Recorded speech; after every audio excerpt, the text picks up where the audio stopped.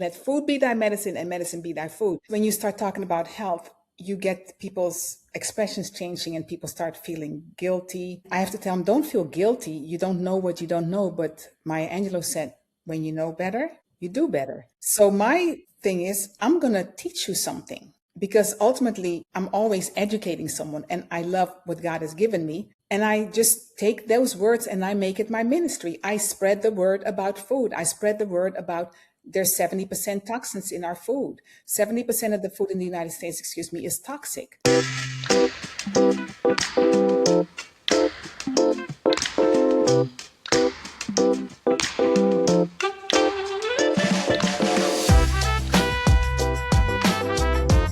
Hey everybody, welcome to the Bold Lounge. I am Ray and Princess. and we are coming to you today with a very important topic, right? And we at the Bold Lounge, where we believe, overcome, lead, and deliver, always want to bring you good content and good subject matter. And so today's topic is really exciting, and we're going to be talking about food, health, and longevity, and reclaiming wellness through a lifestyle change. And we have none other than Dr. Ludmilla. Yay! Dr. Ludmilla! Welcome to the Bold Lounge. So Dr. Ludmilla, I'm going to give you an opportunity before we get into the first question to kind of tell the audience who you are and all your credentials. Hey, well, thank you for having me. I am very excited about this session because it's dear to my heart. And as you said, I'm Dr. Ludmilla. Where do I start? My background is in public health and policy. That's where I started, and in research. And I also studied public health in the sense of practicing public health. What actually got me to this point was I began having seizures at a younger age, but nobody understood why it was. So the seizures were only during my menstrual cycle, and people figured that maybe it was just something that it was just a coincidence, but I always figured there was something different there. But for 10 years, I suffered from seizures every month. So once a month, I'd literally be like, God, please let this pass and let this go away. So then going through medical school, that really became an issue in my third year, and I had to drop out of school. So I became pretty depressed and anxious. After that, I knew that I had to come out, but I also knew something was wrong because when I was pregnant with my daughter, I had no seizures, and I didn't have seizures until 6 months after she was born. So I knew there was something wrong, but it was frustrating that the medical system was just telling me, oh, you're such a medical student, you don't understand. So fast forward after that, praise God, I have been under control for quite some time now. I've been on medication, but I still wanted to go and finish school. So I went into public health. When I went into public health, I learned that almost every disease, people of color, especially African Americans, are number one. And I said, something is wrong with this system. And when I saw that, I said, I need to do something about it. So that's what got me into policy. But what got me into the food part of it was that I didn't learn in policy was my father passing away. My father was my hero. And I always knew deep in my heart that the herbal medicines that we used in Suriname, where my family is from, would do something if only I had known earlier that he was on this cholesterol medication that actually didn't help much. But it's also not what he died from. He died of respiratory failure. That was the side effect of the medication. And so then I said, I need to do something for his legacy. I cried for a whole year, and then God said, you need to stop this. You need to do something that is going to help him and you. And I didn't know what to do because, as you may recall, I mentioned we lived in Abu Dhabi at the time, so I didn't know where to go for bereavement counseling. So it was really hard on me. I was just crying and crying. And then I started just thinking, the herbs, the foods that we eat. And I began looking at teas, and I introduced it to some of my students at the time. I was working at the university. And I just started delving into food as something that impacts our life in a positive way. And I said, you know what? That's what's missing. And that's where my story started. And from there on, I just took it and ran with it and went into health coaching. And here I am.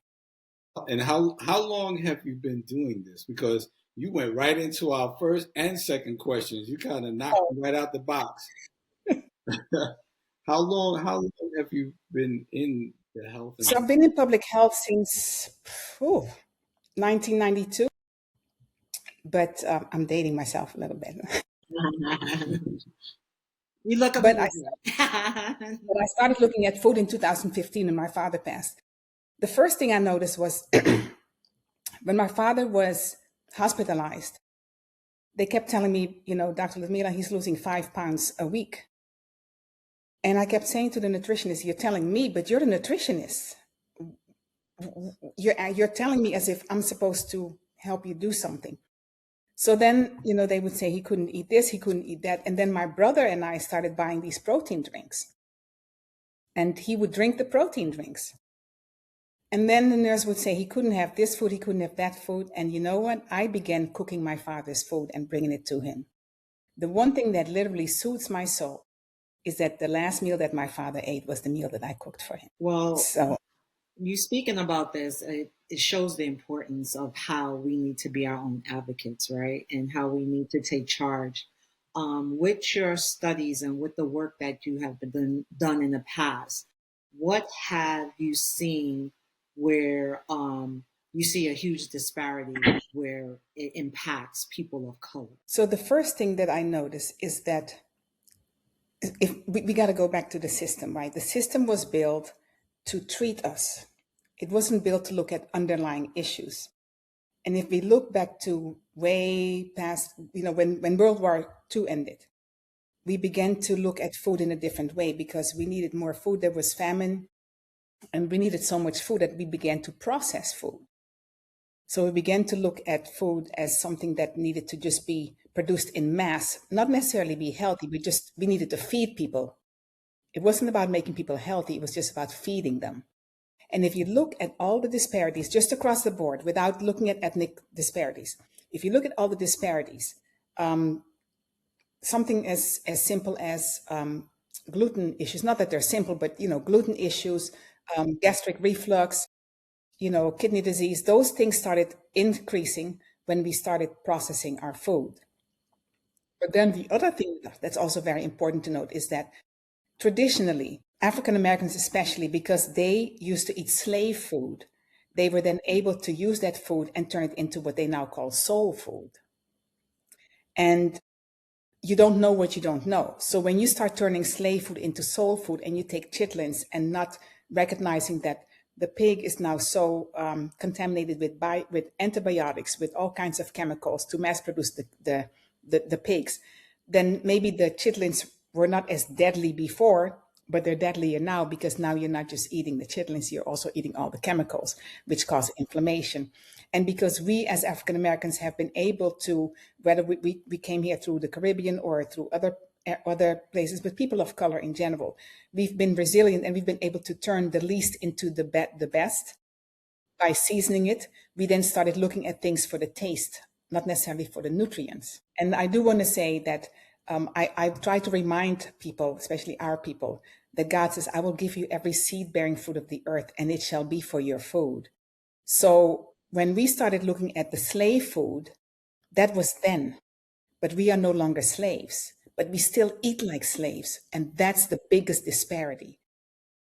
Then the second disparity is our environment. Our environment literally kills us. When African American, when the slaves were freed and they moved from the south to the north, the toxicity in the environment, the housing issues, the fact that our neighborhoods were void of healthy foods, of whole foods, that created another disparity. And then those disparities were exacerbated by us just getting treatment. We were not asked, how do you eat? We were just told you have high blood pressure and here are the medications, not letting us know that those medications would affect our kidneys and on and on and on. And I could literally do a whole session on that, but that's literally the gist of what happened in communities of color. But if you look at communities of color in other countries, like Mexicans when they come here, even though they eat a lot of carbohydrates in Mexico, when they come here, they're sicker. There's studies out of Japan that when Japanese come here, they have higher rates of cancer. So it's the standard American diet. So when you say this, is it affecting more of the younger or older population? Both. Unfortunately, it used to be when I was coming up, if you said diabetes, it was grandma or grandpa. It wasn't a young person, but now you have type 1 and type 2 diabetes. It starts before a child has even gone to high school. Yeah, Matter of fact, it starts in elementary school. it does. Well, yeah, you touched on a great point, whereas you're talking about the foods that we're used to eating. I think that's a big challenge with a lot of people because they'll say, well, my mom used to eat this or my grandmother used to eat this. Not Yes. necessarily because of how they're producing the food now, how they're breeding the animals. It's totally different. And trying to instill that in people and let them know that it's not the same food that your parents used to eat. But yeah, that's a big challenge. Um, well, I'm very familiar with your studies and with a lot of the things that you do. Why is it that um, you, I've seen you taking a focus on those people 50 and older? What led you to that? That was actually by accident. That was because I moved in the 50 plus, 55 plus community, really. And when I moved here, so the first year, when we moved here, we literally landed in the middle of COVID, right? Because we were living in Abu Dhabi for 7 years. The country shut down, the UAE shut down, and we were like, it's time to come home. God forbid something happens, nobody can get to us. And a friend of ours introduced us to this community. So when I came here and the doors started opening again, people could go to the gym, people could go places, I started talking to people. And the first thing that got me was that so many people died in that first year that I got here. And it wasn't just COVID.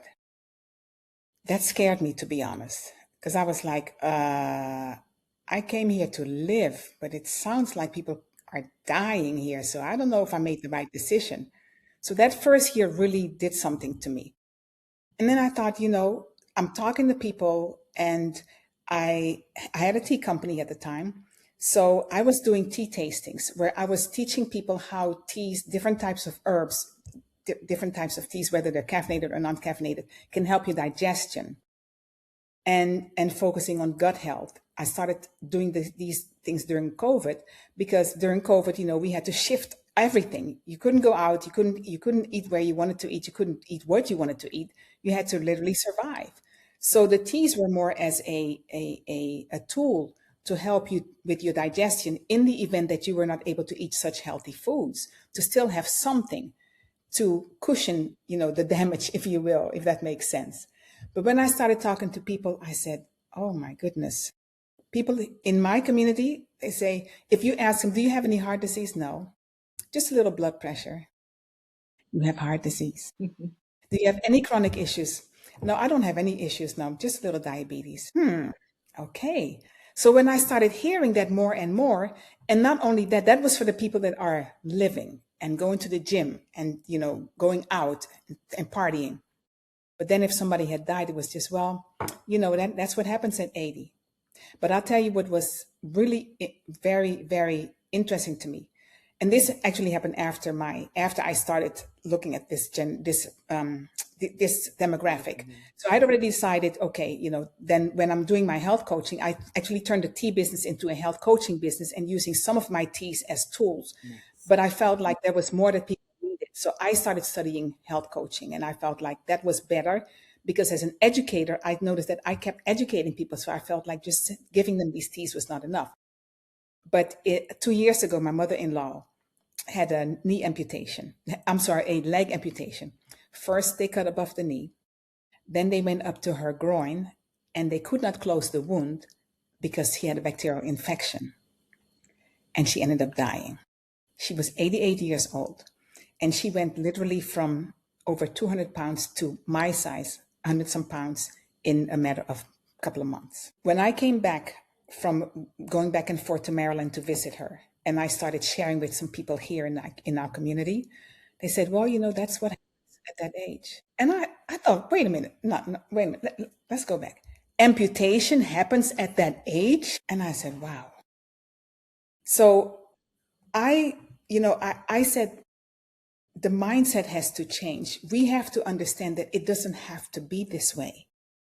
There is nothing that says in my book, in my Bible, that at a certain age, you're just going to die.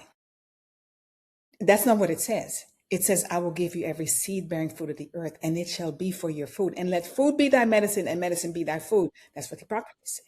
But So there's so many how do you things. change that mindset? That because what I'm hearing is we're being poisoned, number Yes, one, yes. and there seems to be no change to that because that's just the way society has moved us along in terms of just kind of just supplying us with the demand.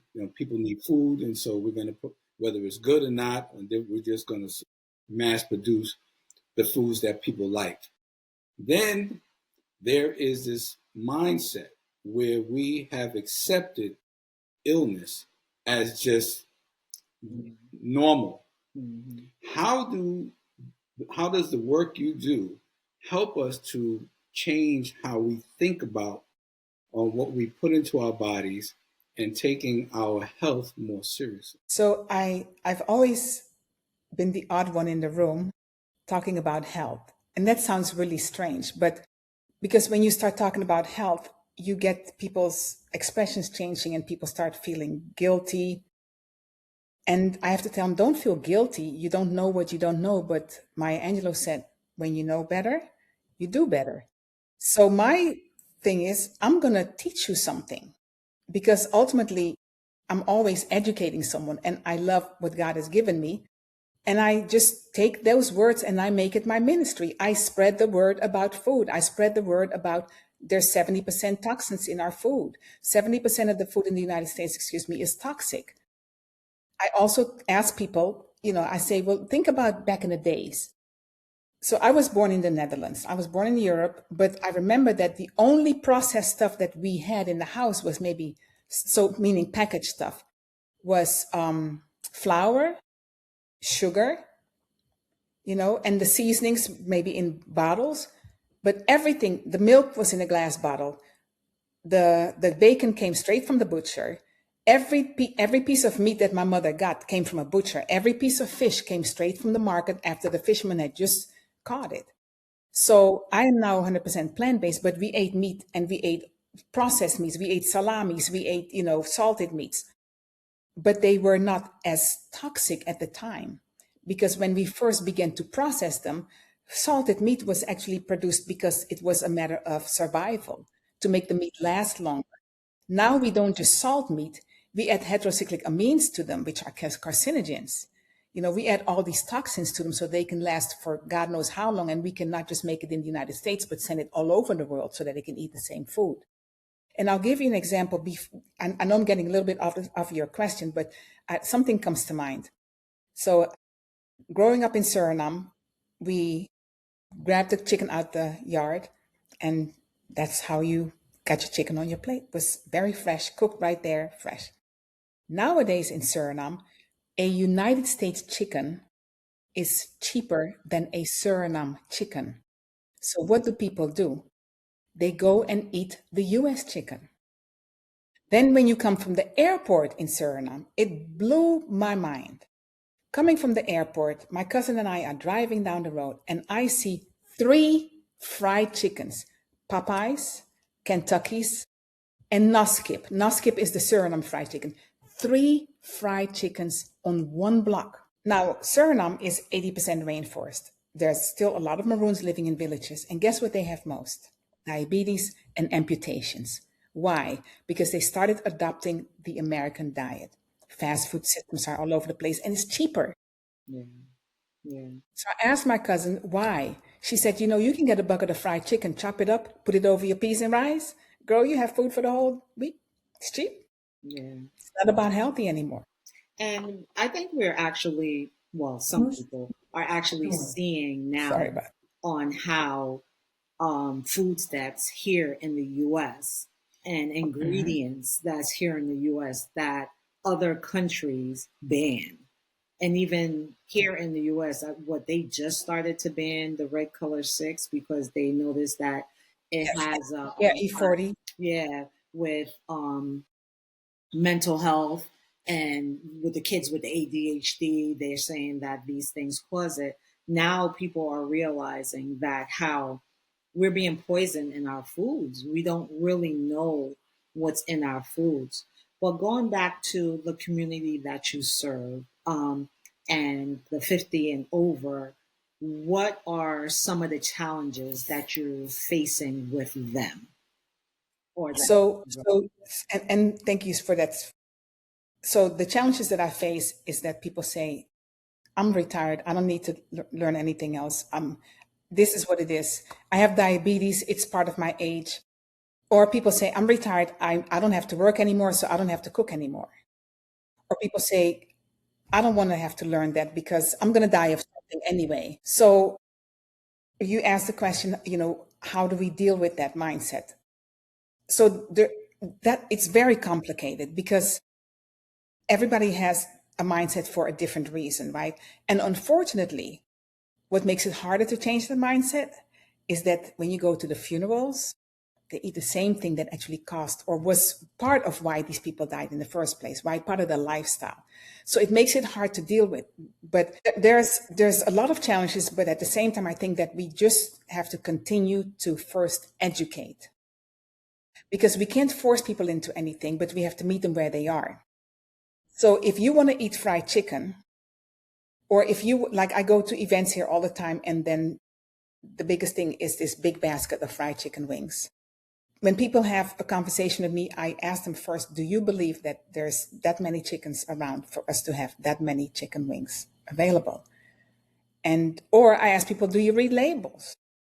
Because there's some things you don't have to know much, but you know that GMO is the name of the game. And some people will say, well, I've been eating it for a long time anyway. And other people just really believe over 50 that you're going to die of something. But then I also say to people, so I'd say I take myself, right? Then I take it away from them and say, okay, for me, if they ask me, why do you care? Why did you change? So I love myself. God gave me this body because he has a purpose for me. And I truly believe that purpose is to spread the word.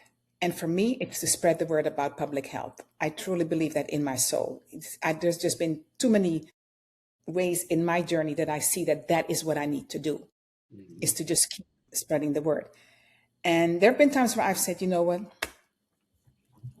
the people aren't, but God says, no, you're going to keep talking. You're going to keep talking. So I tease my husband all the time. And he says, when I'm quiet, he says, are you all right? I said, you know what? I'm good. The day that I stop talking is when you need to worry. Until then, I'm going to keep talking. Keep talking, because people like me need to hear this. I eat meat. And I was one of those people that, it looked good, it tastes good, and I was going to eat it. It wasn't until my wife became plant-based and she introduced me to different things that even if you're going to eat meat, we have to find meat that is healthy, of good quality. Right?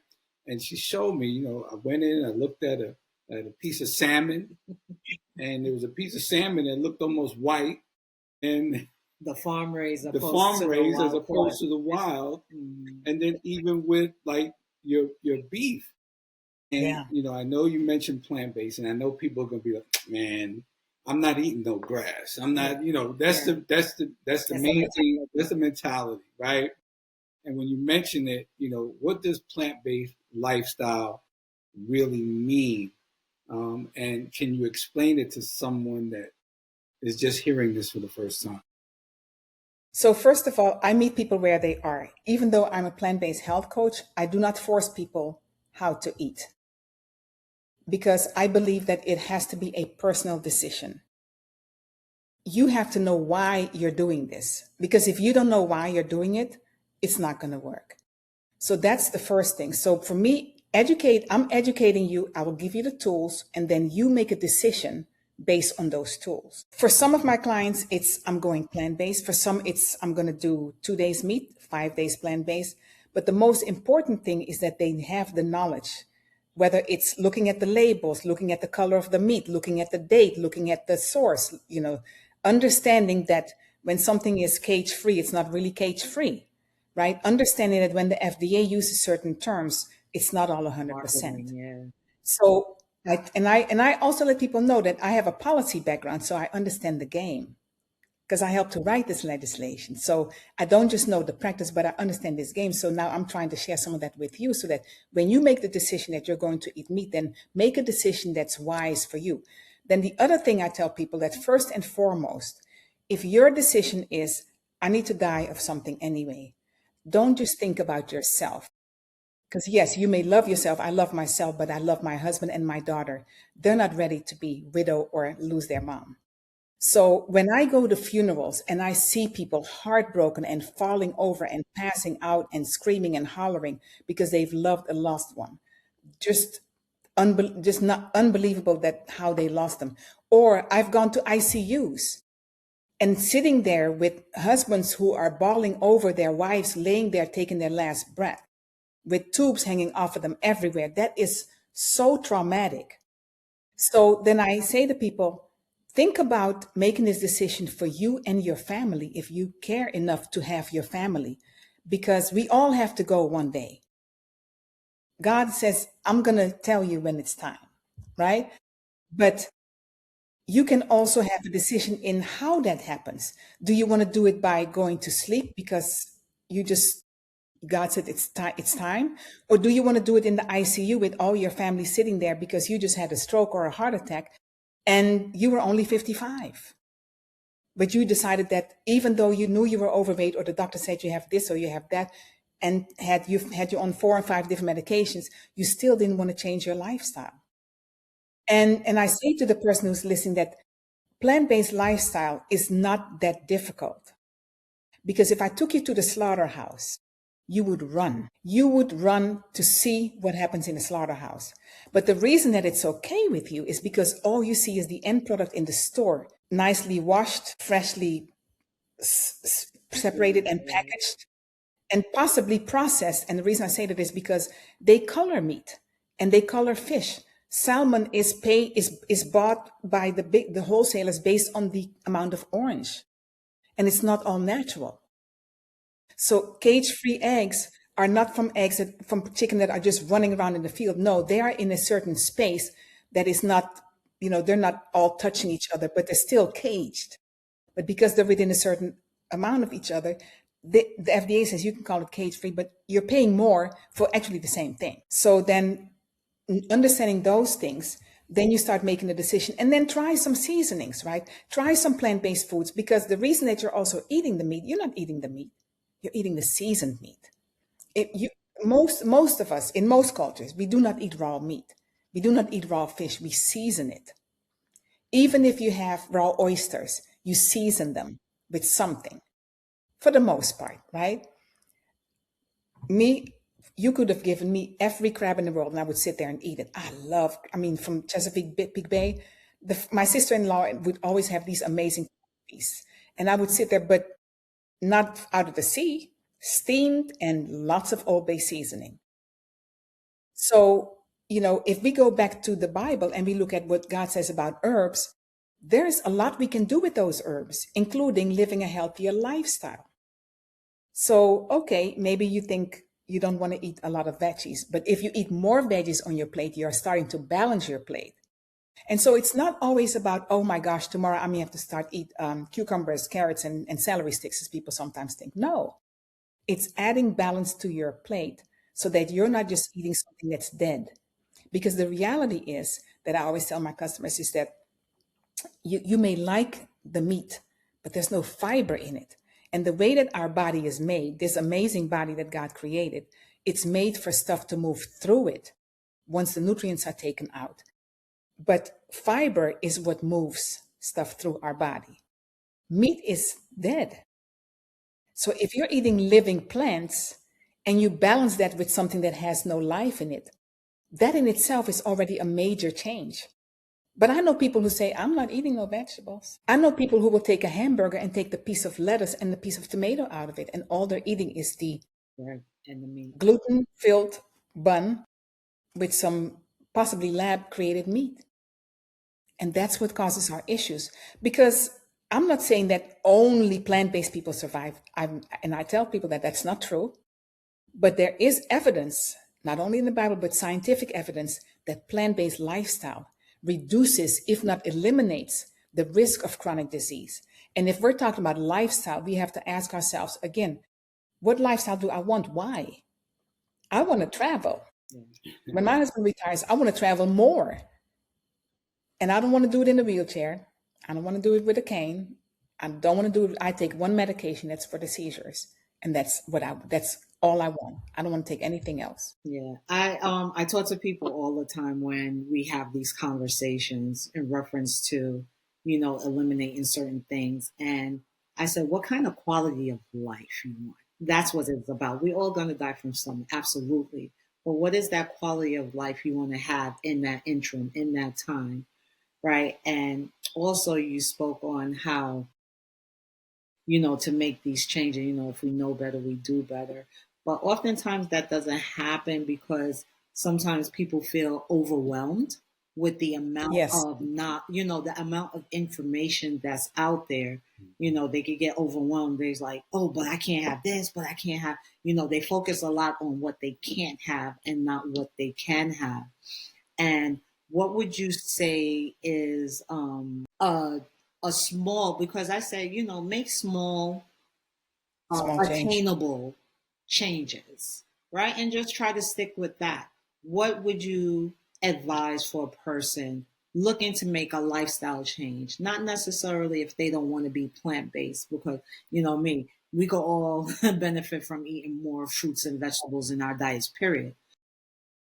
But what are some small attainable changes that a person can make in improving their lifestyle?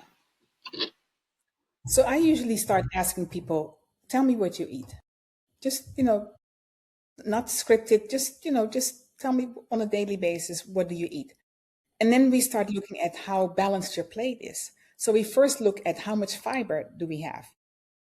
I'm not necessarily so much into measuring, because when you're eating plant-based, actually, you don't have to measure, because you can actually eat as much as you want, believe it or not. But the balance is in the fiber and the amount of protein and the amount of carbs that you have. So I ask people, if you have a piece of meat on your plate, then let's think back in the days. Back in the days, we had a little piece of meat, vegetables, and some starch. Now we get a plate with a big steak, a couple of pieces of lettuce on the side. And if you want to have a vegetable, you have to order that as a side salad, right? So, and then there are some plates that have a little bit of fiber, but if you have this big steak and this little bit of fiber, let's start looking at how we can balance that. So we're not talking about losing something. We're talking about rearranging what you're already eating. If you're having breakfast and you start your breakfast off with bacon, egg, and cheese, I recommend that if you want to eat that, then I first start to explain that when you're breaking your fast, breakfast is breaking your fast. When you're breaking your fast, maybe you want to do that with something neutral, what we call a mono meal, maybe with some berries. And then after that, once you've kind of given your tummy a little bit of love there with just one whole food, then let's look at your plate of the bacon, egg, and cheese and see how balanced that is. Everybody has heard that bacon is the number one carcinogen. But I can tell you there are very few people who can give it up. Yeah, bacon and luncheon meats and things of that sort. With that, when you're talking about those changes, with even like with the breakfast, people tend to like, oh my gosh, no, but I need caffeine, I need my coffee, I'm like one small change. I think sometimes they feel overwhelmed with what they believe that they need to do to incorporate change in their diets. What is something you would also like? Do you have a website that they could go to with some information? Because I know I do. Yeah, on my website they could go and get information too, Wellness with Princess on social media platform.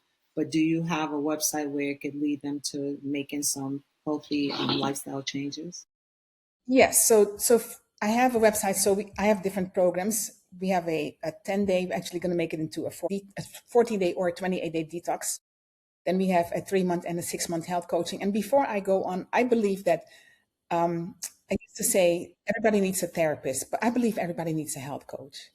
And the reason I believe everybody needs a health coach is because our food is so contaminated. To your point, it is very, very, very overwhelming. And I don't take that for granted, that just because I have the knowledge that it is that easy to make the changes, it is not. Because even when you eat whole food, you can have something as simple as an iced tea. You want to drink some iced tea, right? So, okay, let's say I'm going to give up sodas. I'm going to have some iced tea. You go to the store and you get iced tea.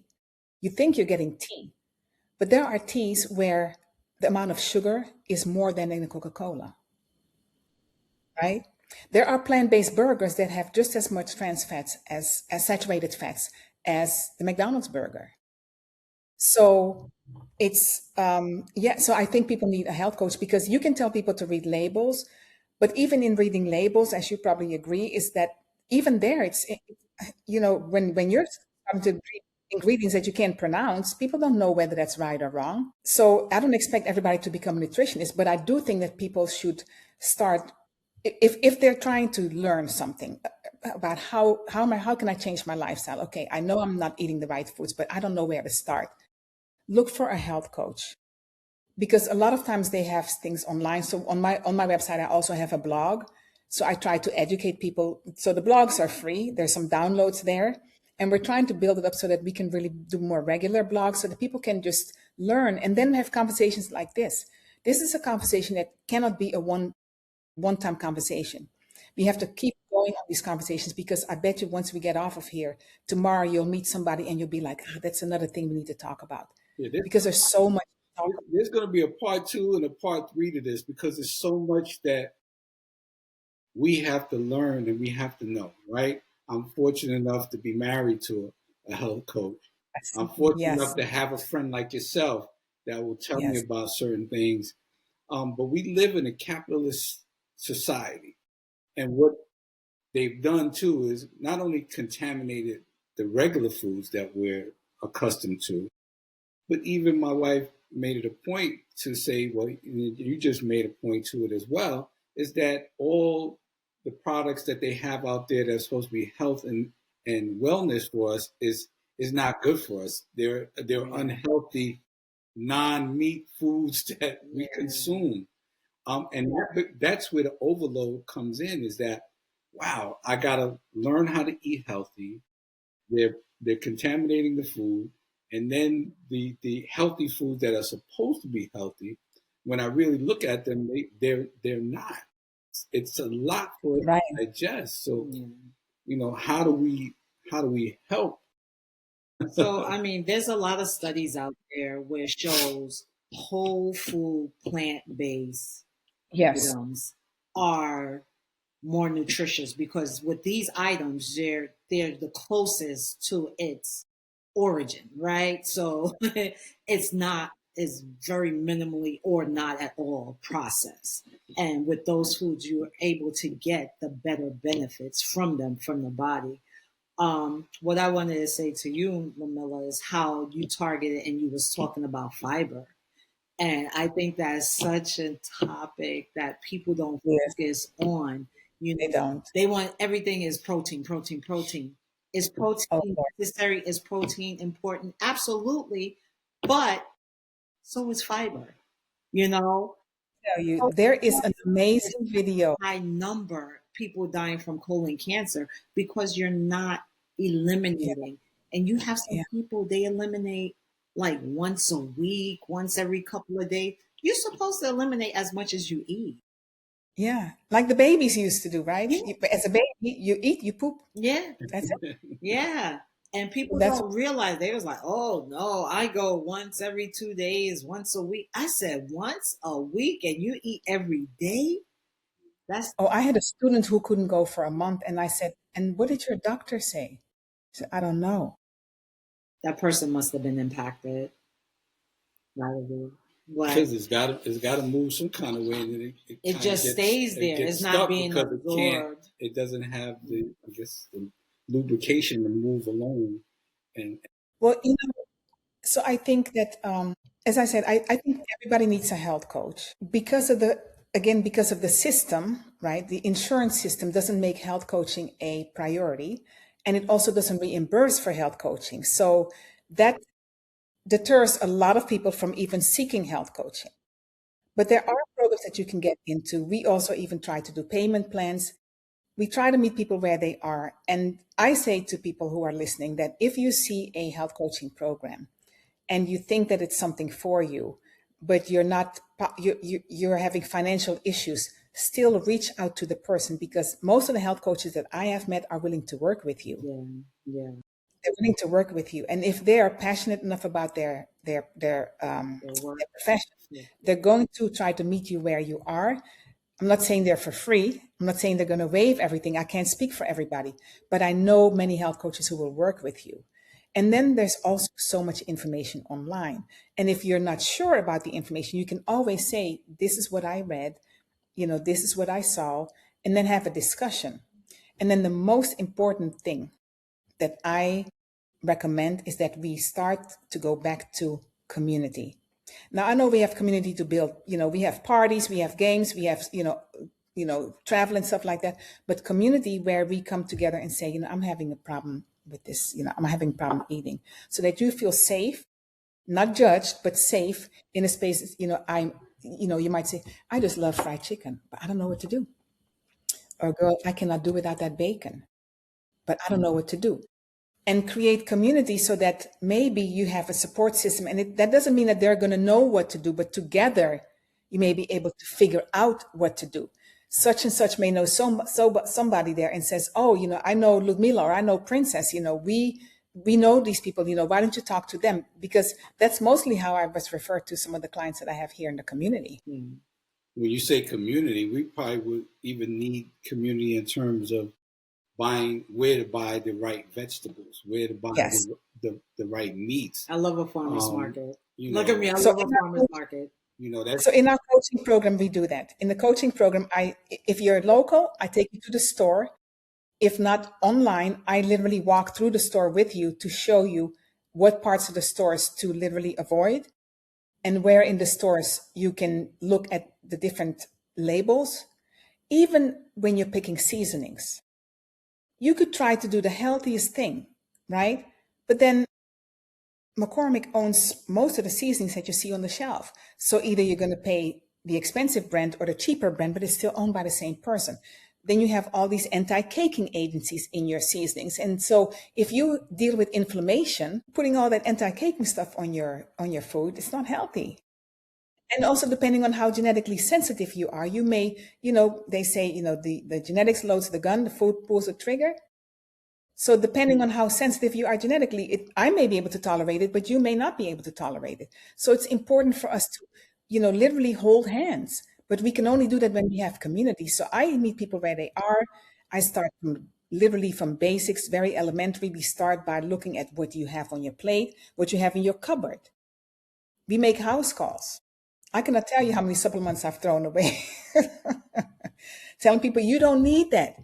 You're overloading on supplements. It's messing with your kidneys. Because again, to your point, capitalistic society, we have millions of things to choose from. What do you pick? Yeah. Well, you spoke on something when you were saying genetics. So there's a lot of studies too showing that a lot of times where you're like, oh, that runs in my family, they're realizing that it's not genetic and that the lifestyle is the same. Genetic. So that's why you're having those same challenges or comorbidities or things like that, is because you're having the same lifestyle as your family member. But with all of this, you were saying on your page, you have, how can people go and find you if they wanted to contact you or see your blog? How do they go about doing that? What's your information? So my website is www.hibiscusandwholefood. One word, hibiscus and whole food, not Whole Foods, wholefood.com. And my social media handle is @hibiscusandwholefood. And our channel that we just started is Hibiscus Tea Cafe.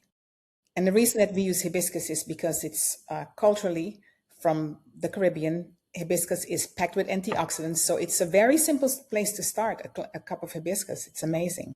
Yeah, and some people call it sorrel, like we were saying in the Caribbean. Hey, I'm coming for mine. I'm coming to get She, some.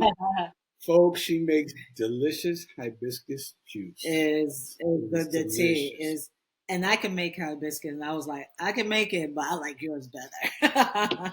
And also, I still have your lion's mane sausage. Oh, I'm coming to get it. I'm coming to get it. All right. Yes. So, with all of the work you've done, Ludmilla, what's the legacy you would like to leave?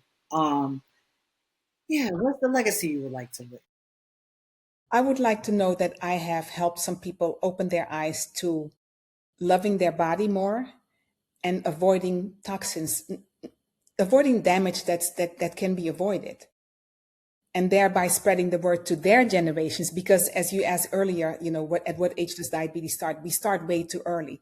We're at a stage where grandparents are not even sure that they're going, no, parents are not sure that they're going to, or that children are going to outlive them. Yeah, Parents are burying their children and grandparents are burying their children. yeah, So I pray that I could be a tool for people and a source of information on living a healthier life. And what healthier means is individual, but in the grand scheme of things, it means a life that doesn't have unnecessary suffering. I'm not saying that if you live a whole food plant-based life, you're never going to get sick. But the rate at which you can bounce back may be better and more effective without all the medications that are also full of side effects. So to live a healthier and more wholesome life, that's what I would like to do with people. And I would love to do that for masses so they can live a healthier life. Just like I learned, I hope to teach people too. We're definitely going to get this out.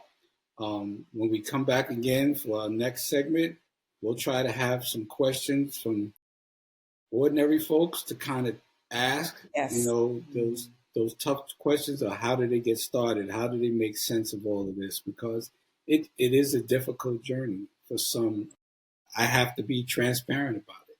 I'm still learning. But I'm not where I was before in at terms all. of how I look at food and how I try to avoid certain things.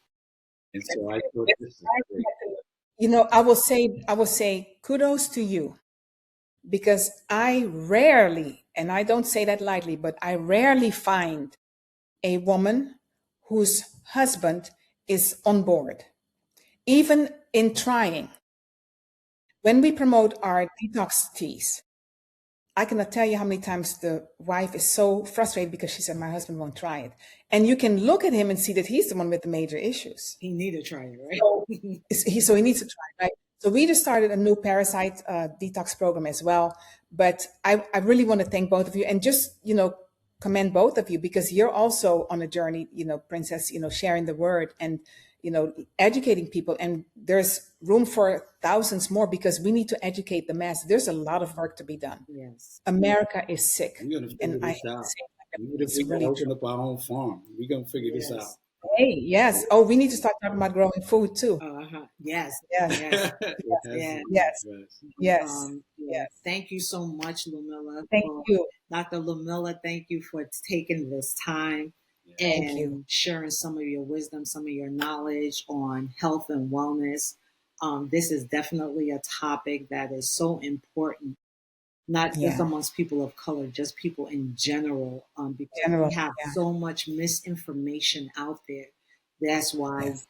people like you and myself are needed to show people and inform them the right way, because we have to unlearn those behaviors that we are so used to and We do. relearn the right way to do these things. Thank you. Nation, this is not the last. You're going No, to it's see of not. Dr. Miller information. We're going to tap in there, guys. We're going to tap in Yeah. there and Yes. get Yes. some Yes. information for you guys, because it's all about, we want everyone to be better than they were Yes. yesterday. So, We have to. And That's the only way we're going to survive. this is what we do on the Bold Lounge. You have to believe in yourself. You have to believe that you are worth it, so that you can overcome the obstacles, your health issues, the things that happen in the world, right? So you can lead yourself, you can lead your families, and ultimately deliver the ultimate prize, which is live a full life that God has predestined for each and every one of us. So thank you guys for being on the Bold Lounge. We will continue this topic and other topics to come. God bless. God bless.